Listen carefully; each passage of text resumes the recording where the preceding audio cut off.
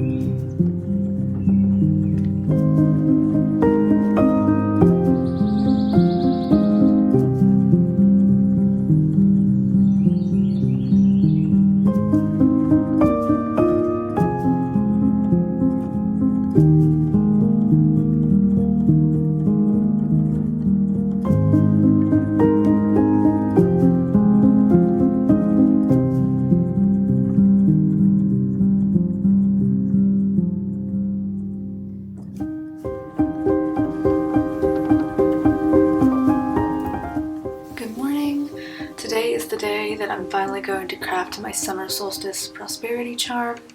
This is something that I've been wanting to do for a few weeks, ever since I mentioned wanting to get back into my folk witchcraft practice, working more with the magical properties of herbs again, just like I did in the very beginning. So I went out early this morning to gather everything for the charm. I am using 7 different herbs, most of which either grow in my garden or on this property. There's one exception, and it is the flowering reeds that are a part of the marshland that I visit frequently. And I feel very tied to these because I made my Bridget's cross from them earlier in the year.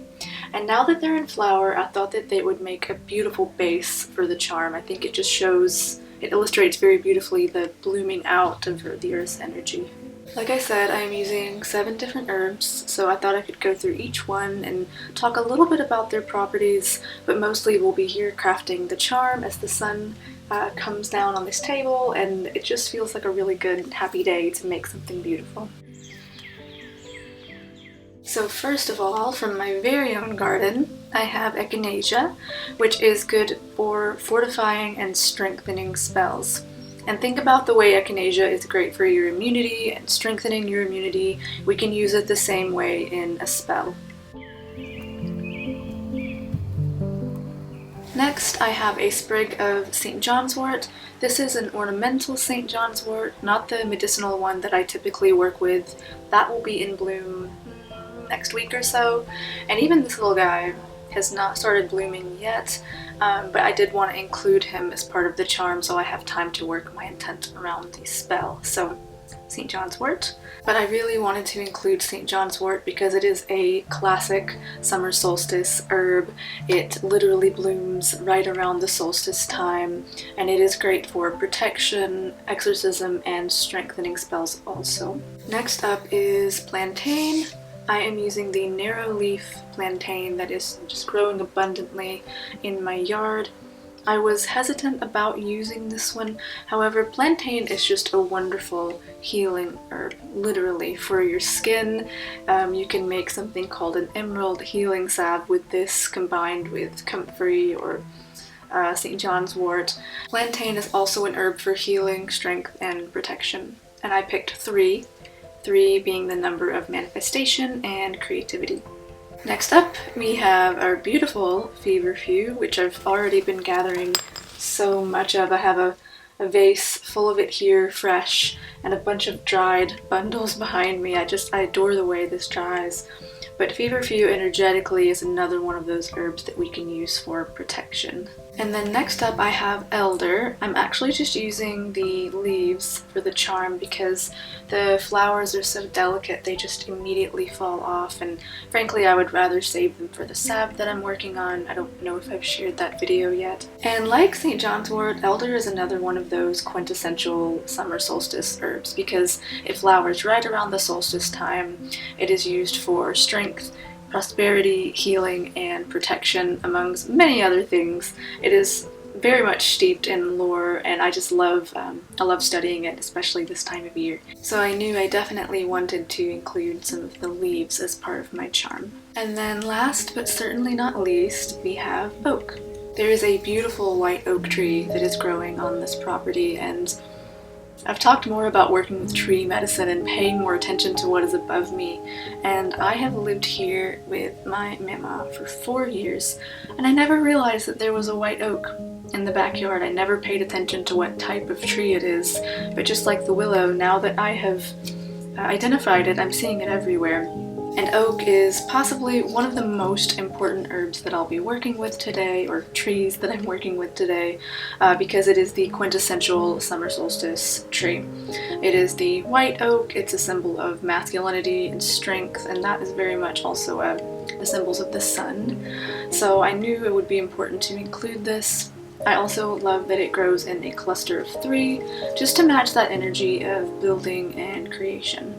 It's funny, I feel a little bit strange just skimming through the energetic properties of all of these herbs because there are entire books written about these, but this is just the making of the charm, and I always encourage you to read up on the energetic properties, the medicinal properties, anytime you're working with anything, and there's just a lot of really fun folklore associated with these as well. This is one of the first and last sunny days we will have for a little while, and the sun is just coming through onto my altar, so I think I'm going to start crafting the charm now.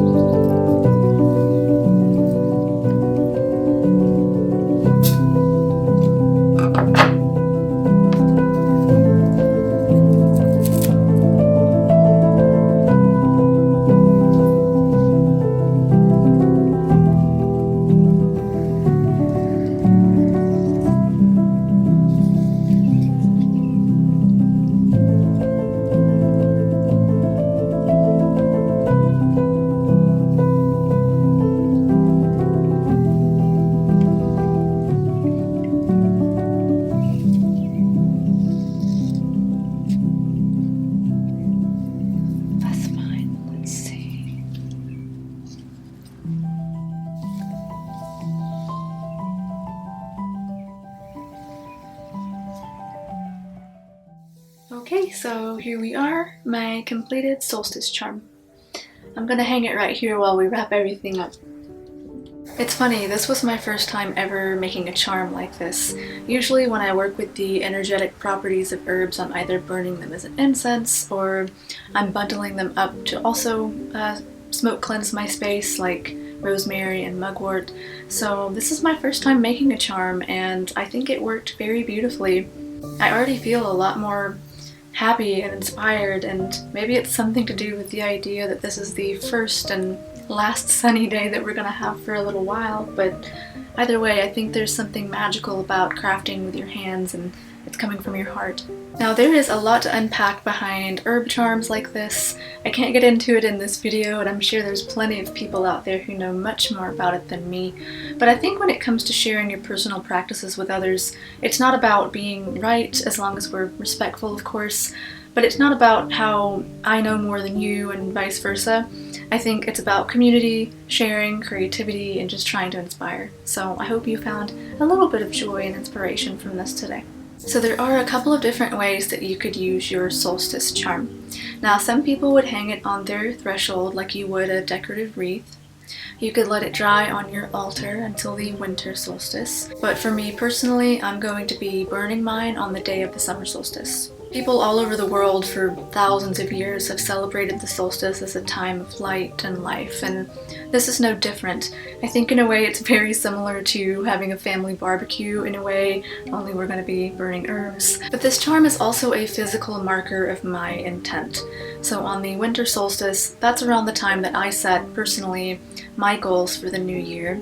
So the summer solstice naturally is a check-in point from that 6-month period.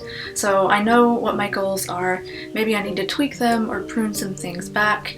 In general, I'm just going to be grateful for how far I've come, but like I said, this is a prosperity charm, so I'm hoping to prosper in certain areas. So for me personally, I'm going to be writing down my goals, writing down what I want to manifest, and I'll be weaving that intention slip into the twine here, or probably on the back of the Bridget's cross, since that's another symbol of inspiration and light. Fire is the element associated with the sun, as is a lot of the herbs that I've used, so it's only natural to burn it on the day of the solstice. Depending on your beliefs, this is how you release the magic out. It's how you blow your dandelion puff and release the seeds. In this way, burning it brings the dreams into reality, you could say. And there's a lot to unpack behind that. I'm just kind of skimming over it for the purposes of the video, but feel free to read up on herb charms and herb bundles. There's just so much interesting lore around it. I've also posted this video a week or so before the solstice, so if you do want to make your own charm, you'll have time, and hopefully this could give you a little bit of inspiration. In the meantime, I'm going to be hanging my charm next to my altar, and each day I'm going to meditate on what I'm trying to bring into my life. Hello, Juniper. You want to say hello? I know you don't like the camera, but we gotta say hey sometimes. People wonder where you are, my bean. Look how pretty you are. You're so beautiful. Thank you for gracing me with your presence, my bean. So yes, I will be hanging my bundle next to my altar, meditating on what I want to bring into my life, and again, just giving thanks and being grateful for how far I've come. Again, I hope you found this video inspiring. It was a very different sort of video than what I usually make, and it's a very, personal part of my heart. So I hope you'll let me know what you think, and again, I hope it inspired you a little bit. I have been gathering and weaving and crafting all morning. I need some tea. But what a wonderful time that was. Wherever you guys are, I hope you're taking care. I hope you have a lovely weekend ahead, and I will talk to you very soon. Goodbye.